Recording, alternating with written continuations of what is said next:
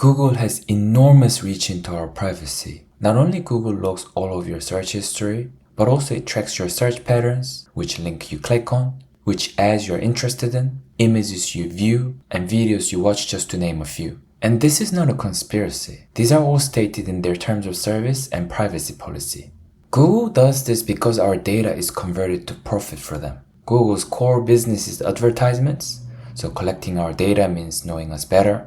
Knowing us better means knowing what ads would be effective for us, and this would gather more clicks. In turn, they can charge the advertisers higher prices. Google benefits so much from our data that in 2021, Google paid $26 billion to become a default search engine on many platforms. This means that the supposedly free services Google offers, like Google Docs, Google Sheets, and Gmail, they are not free. In fact, we are paying for those services with our data, as each of those services have their own ways of collecting our data. With diverse services that Google offers, and seeing how deeply the Google ecosystem is integrated into our lives, the Google services pose more and more threats to our privacy. So in this video, I wanted to present to you 5 Google services that I use every day and their alternatives to be more privacy secure. Number 1 is Google Chrome and Google Search Engine. Internet browsers and search engines have so many opportunities and so much data that they could collect from us. Google and Google Chrome, for example, allow third-party cookies that track you from site to site. It can track what you search, allows targeted ads, allows third-party trackers on your device, the list goes on. Good news is that the fix is simple, and we have many alternatives. The first step is to change your internet browser to something like DuckDuckGo, Brave, or Firefox. I personally use Firefox and Brave. Firefox is developed by Mozilla. They are a non-profit organization focused on open web. Firefox is also considered as one of the best browsers for privacy. It blocks third-party cookies, crypto miners, and fingerprint scripts. I also love Brave, especially for my iPhone, since there is no Firefox on iOS.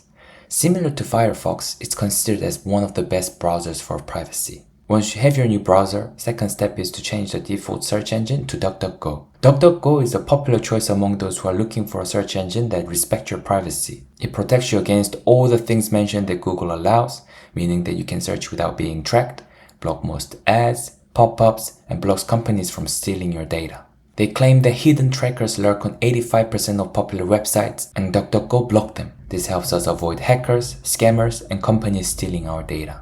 Plus, it's free to use, so make these simple changes for so much better. Number 2 is Gmail. We use our emails every day, and Gmail is the one that most of us use. However, did you know that most popular email providers like Gmail, Outlook, and Yahoo scan the content of your emails and create a detailed profile on you and profit from your data? Furthermore, email trackers tell senders and advertisers what you read, click on, and it can also follow you around the web. Personally, I also get annoyed at the fact that Gmail sometimes puts ads on top of the emails, and they're disguised themselves as emails, so it takes a couple of seconds to process past them. Approximately 1000% better alternative to Gmail is Proton Mail. Based in Switzerland, Proton is a company born out of a desire to build an internet that puts people over profit. Unlike Gmail reading your email to get your information, Proton Mail protects your privacy by encrypting your email. This means that Proton cannot view the content of your emails and attachments, and only you have access to your emails. So you're protected from digital spies, and it also prevents companies from spying on you.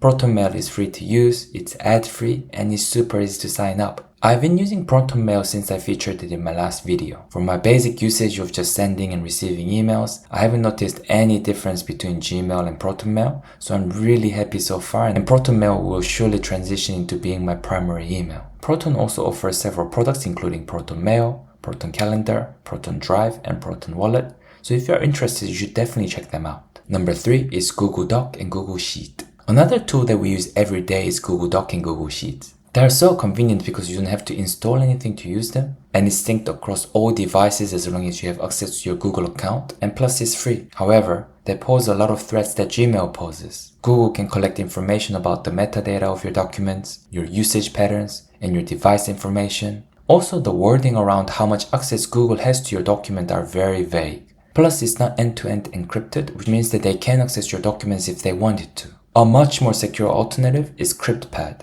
Cryptpad is a collaboration suite that is end-to-end encrypted and open source. Cryptpad offers many apps that you would want, including Sheet, Document, Presentation, Form, etc. Again, it's end-to-end encrypted, it's fully open source, and you can collaborate in real time. In short, it's Google Docs and Google Sheets without the privacy risk.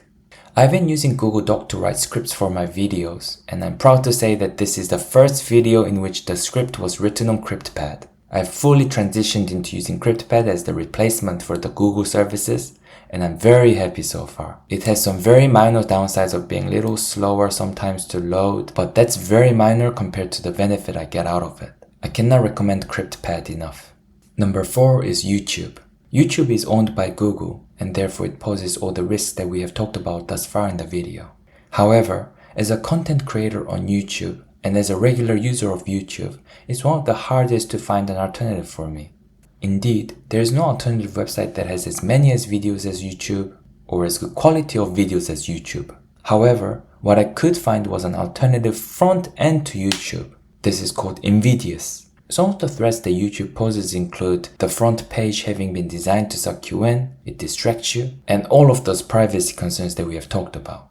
Invidious solves all these problems. Invidious is open source, ethically designed to not distract you, privacy focused, and ad free. I've fallen into the YouTube recommendation rabbit hole way too many times, and this makes me appreciate the team that started the Invidious project and the team that is currently maintaining it. And before I talk about last point number 5, I also wanted to talk about a Google services that I haven't been able to find a good alternative for, and that is Google Maps. With Google tracking everything and everyone, there are some unbeatable convenience that follows. And Google Maps benefits from that. You can basically be anywhere in the world and you can find your way around. Plus you can check for reviews about restaurants, public transport information, and search for all the attractions around you. I've tried apps that have been designed for local public transport and review websites like Yelp, but they haven't been able to replace Google Maps for me.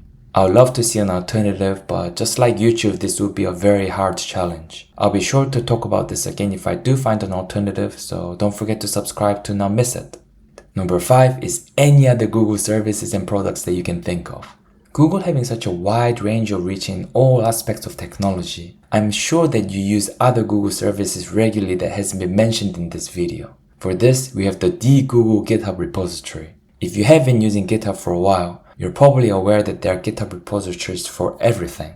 Luckily, one of those repositories is a community collection of privacy-focused alternatives to popular services like Google products. It's a public repository with over 90 contributors, and you can see things like, for example, the options for browser extensions and emails and so much more. The list was a huge help in researching for this video. I really appreciate the community work to help us transition into being more privacy safe so much smoother. If you're looking for better privacy options for service that was not mentioned in the video, you should definitely check this repository out. Researching for this video made me realize how deeply I've been absorbed in the Google ecosystem and how big of a part it has been playing in my everyday life. Luckily, I have also realized that there are many alternatives, so that transitioning out of the Google ecosystem is very much possible. This is thanks to amazing communities who are using their genius to contribute to society in a positive way. Google's motto used to be "Don't be evil," and is now "Do what is right." And while it is true that Google brings so much convenience to so many people, these mottos do not seem more than putting on a smiling mask hiding their true nature. And it's just not Google, but this applies to many other companies including Amazon, Microsoft, and Meta. And I imagine it will be a long time, if ever, until these companies put in meaningful actions to change their policy because they benefit massively from our data.